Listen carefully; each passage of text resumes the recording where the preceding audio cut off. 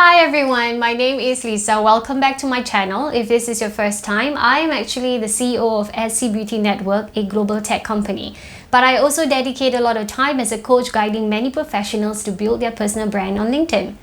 In today's episode, we'll be discussing several points to take note in keeping your profile professional and presentable. So without further ado, let's get started.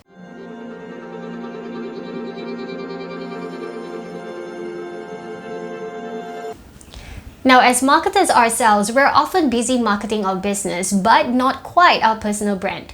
We invest less time to upkeep our personal brand, but more importantly, because we're just not so comfortable with promoting ourselves.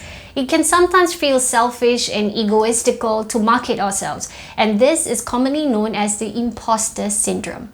Now, the imposter syndrome is a psychological pattern in which one doubts one's competency and accomplishment and a persistent internalized fear of being exposed as a fraud.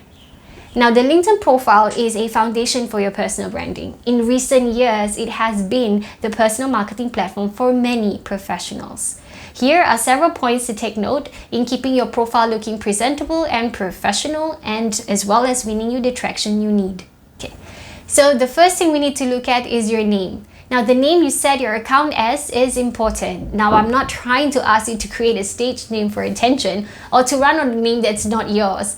Notice that if your name is too common in the market, like Peter Tan, now I'm going to have trouble because when I try to look for your profile, the next 10 profiles that would appear would still not be you. And I would probably have trouble tagging you whenever I need to post about something we did together.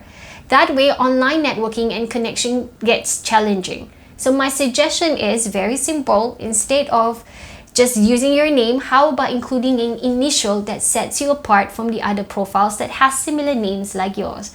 So for example, just adding the letter J in the middle of Peter Tan, that makes it Peter J Tan, makes it stand out more than the other profiles that carry the same name. And probably make it easier for people like me to connect with you when I try to search for your profile on LinkedIn.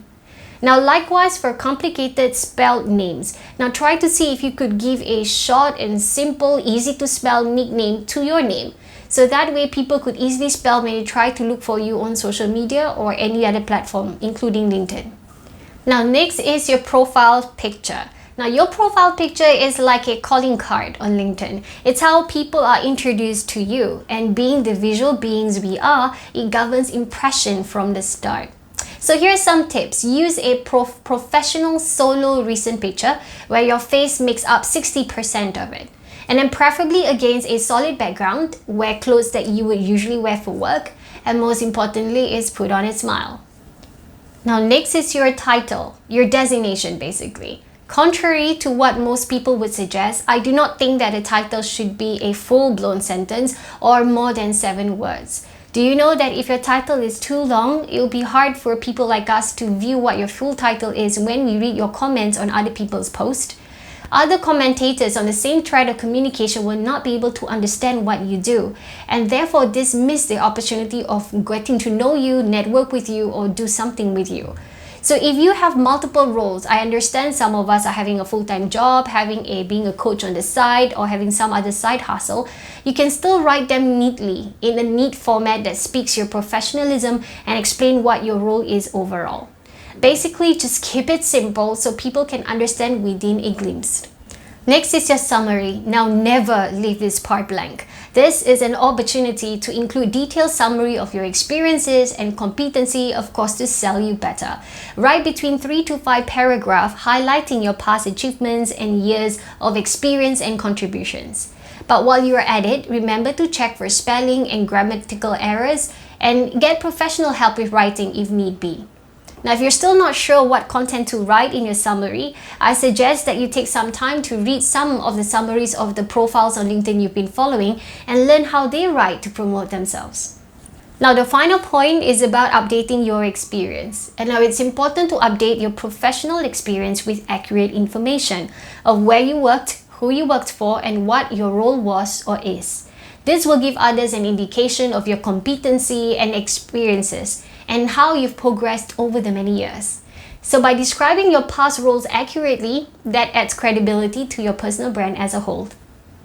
Now, these are just guidelines and take it any pace you like and whatever applies to you. In the future videos, we'll delve deeper into many more strategies to win relationships on LinkedIn. If you benefited from this video, please subscribe to my channel. It means a lot to me as I look forward to add value to you in the future. Please leave a comment if you have any questions and I look forward to address them as well. Till then, I'll see you next time.